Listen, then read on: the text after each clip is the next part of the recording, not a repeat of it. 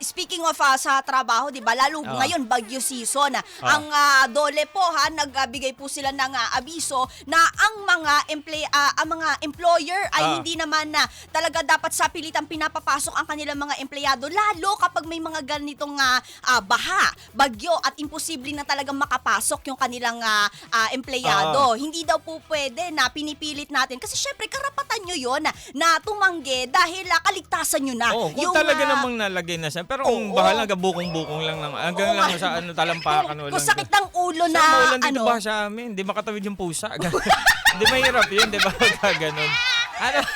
Magkaganon dahil mahirap yan. Hanggang ng bibe. Mababaw lang pala. Sir, okay ba ako? Kamay na lang yung luwalabasan. Sir, nalulunod na yung bibe! Hindi na ako makakapasok. Oo nga naman. Siyempre, titimbangin din natin yung ating mga dahilan. No? Tama, diba? Kasi minsan parang, alam mo yun, may mga dahilan na parang, excuse na lang talaga yan. Diba? Parang dahilan na lang, parang para-paraan na lang para hindi talaga makapunta o makatuloy. Tapos, siyempre, aasa yung kabilang panig.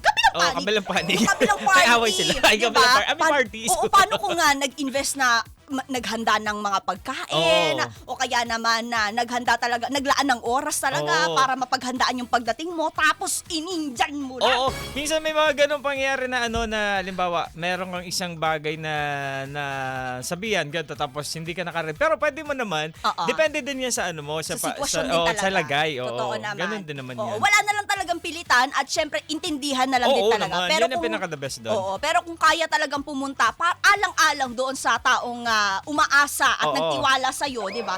Di sige na, siputin mo na. O kaya naman nangako kasi magtatanan tayo dito. Magkita tayo sa lumang simbahan. Lumang simbahan tapos biglang nandito na ako sa hindi diyan, dito yung lumang simbahan. Di ba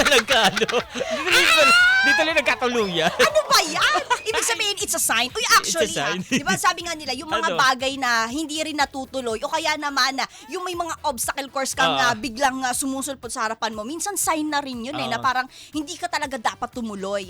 Isa to sa mga... Pero pagka patanga-tanga na minsan kasi di mo sinunod pala yung sinad sa'yo. O kaya naman instruction, di ba? Oo, dinamay pa yung mga sign na Sabi niya, sign niya, hindi